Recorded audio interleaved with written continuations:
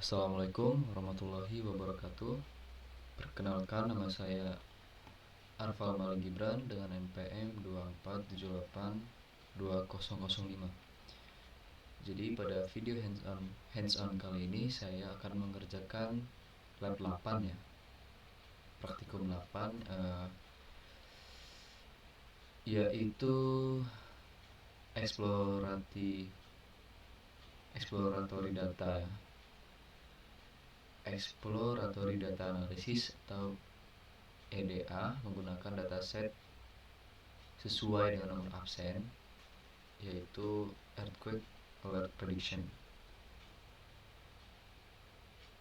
Jadi tujuan dari praktikum ini adalah untuk memahami struktur data,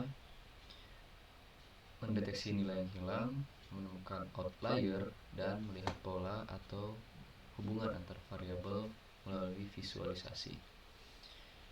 Jadi yang kita gunakan adalah Google Colab seperti biasa. Jadi yang pertama adalah kita mengimport library Pandas, NumPy, Matplotlib, Seaborn, dan zip file. Oke. Jadi langkah pertama ini kita membutuhkan atau harus mengimpor library seperti Pandas, NumPy, Matplotlib, Seaborn, zip file ini. Jadi keempat library ini itu digunakan untuk mengelola data dan membuat visualisasi. Jadi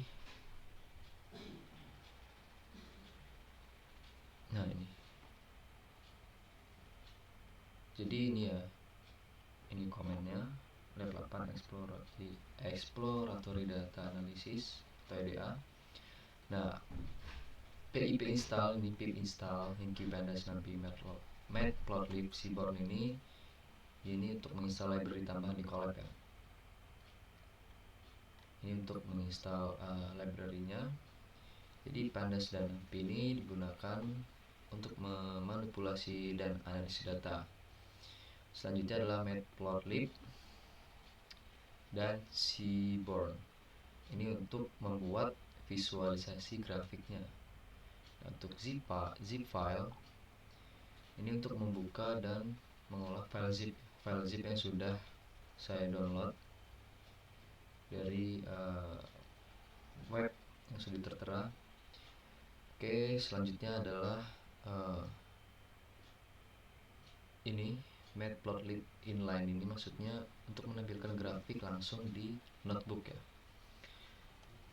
Selanjutnya adalah SNS set ini mengatur gaya grafik agar lebih rapih. Jadi hasilnya itu, nah ini kita running, library siap digunakan. Nah, seperti ini. Oke, selanjutnya adalah untuk upload dan import files ya. Upload dan ekstraksi datasetnya. Jadi di sini ada kode files upload. Jadi di sini itu untuk membuka menu upload ya di Colab. Google ini untuk memilih file dari komputer.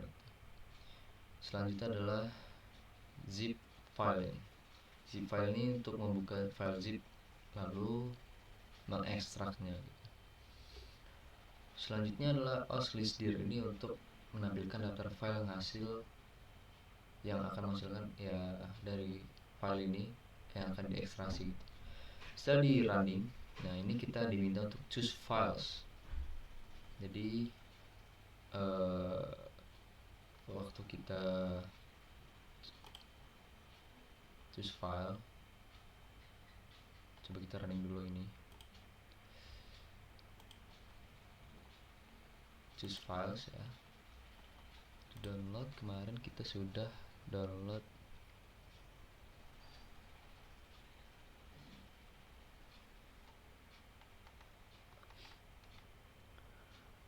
arsip ini.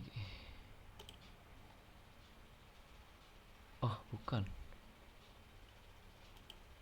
Mana ya kemarin ya?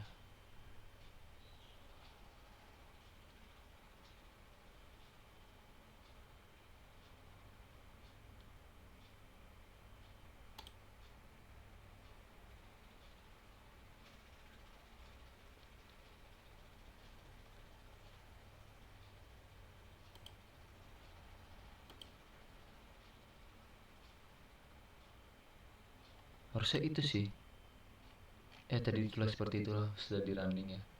Jadi kita cari lagi filenya.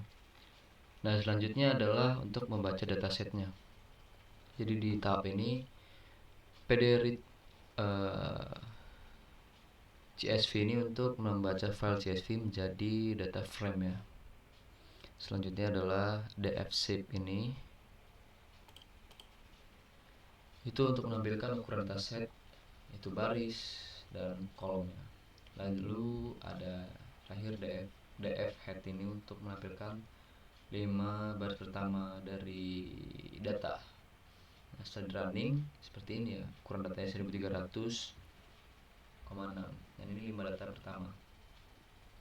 Oke, selanjutnya adalah di sini adalah tahap pemahaman awal data ya. Jadi di sini itu kita print ya, df info, print informasi dataset. Jadi menampilkan nama kolom, tipe data, dan jumlah non-null. Selanjutnya adalah df is null ya, ini untuk menghitung jumlah nilai kosong tiap kolom, seperti missing value juga cek dengan df is null ya. Selanjutnya adalah df describe untuk menampilkan statistik dasar, mean, lalu min, maksimum, lalu yang nilai standar gitu. Selanjutnya adalah df types, menunjukkan tipe data di setiap kolom dan tipe datanya. Jadi dataset itu sekarang tidak punya missing value dan semua kolom sudah bertipe benar. Nah ini jumlah missing value nya udah 0 semuanya. Oke, tipe data setiap kolom. Nah magnitude ini float 64. Nah ini alert itu objeknya. Selanjutnya adalah tahap pemeriksaan dan pemeriksaan data ya. Cek duplikat, cek outlier. Nah, jadi di kode ini ada metode EQR ya, EQR untuk mendeteksi nilai ekstrim outlier. Jadi di hasilnya itu tidak ada duplikat ya setelah kita jalankan kodenya. Lalu tidak juga ada outlier lagi yang ditemukan di kolom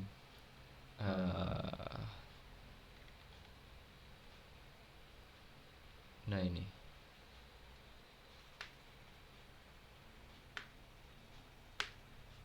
Nah ini sudah tidak lagi di SIG ya. Selanjutnya adalah pemeriksaan untuk data bersihnya ya. Ini untuk membuat data menjadi lebih bersih lagi lah dan siap digunakan untuk dianalisis lebih lanjut gitu. Nah selanjutnya adalah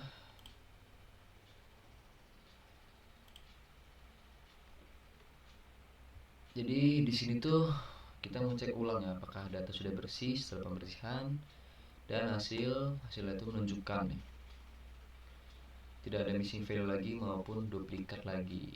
Nah missing value udah 0, jumlah duplikat 0. Jadi data bersih dan siap digunakan untuk analisis selanjutnya. Oke, lanjut kita ke statistik deskriptifnya ya. Jadi di sini itu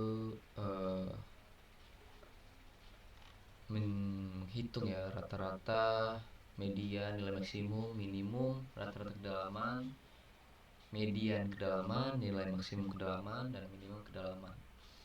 Jadi kita mengatai distribusi data kategori alert gitu ya. Nah ini setelah di running nilai rata-rata maksimal 7, ya inilah runningnya, runningnya. Jadi distribusi kategori alertnya green segini dan seterusnya. Name, count, the type, dan in 64. Oke, selanjutnya adalah ini untuk analisis ya, analisis hubungan variabel antar variabel ya. Nah ini visualisasinya. Jadi core ini Cor inilah menghitung korelasi antar kolom numerik. Dan di sini ada SNS heat map. Jadi menampilkan hasilnya dalam bentuk peta warna. Nah, ini peta warna ya, atau heat map nih. Jadi hasilnya itu korelasi antara variabel sangat lemah, kurang dari 0,2 lah ya. Seperti itu. Jadi artinya tiap variabel berdiri sendiri gitu. Selanjutnya adalah visualisasinya nih. Nah, ini visualisasi datanya. Jadi sudah saya buat ada histogram, conplot ya, lalu scatter, lalu box plot yang terakhir. Nah, di sini di histogram ini kita untuk distribusi magnitudonya,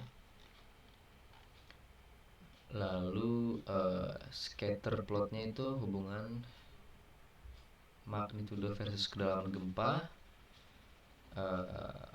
conplot itu jumlah data sebaran lah ya, sebaran data per kategori alert gitu. Selanjutnya adalah kategori alert. Untuk box plotnya ini pemeriksaan outlier yang ada di pada kedalaman gempa ya. Nah, seperti ini. Jadi kesimpulan akhirnya itu datasetnya sudah bersih ya, tanpa missing file duplikat. Tadi sudah kita lihat kode dan kita sudah di running, data sudah bersih dan bisa dianalisis lebih lanjut lagi. Lalu outliernya ya wajar lah, tidak perlu dihapus gitu juga. Jadi rata-rata magnitudo tadi itu adalah ini 7.06, kedalamannya adalah 51,32 ya, 50 km, 50 km, 50 ya segitulah ya. Lalu korelasinya itu lemah ya tadi. Mana? Nah, ini korelasi itu lemah antar variabel numerik. Lalu dataset siap untuk modeling prediksi alert gempa. Nah, jadi ya sekian penjelasan lab 8 dari saya. Saya kira assalamualaikum warahmatullahi wabarakatuh.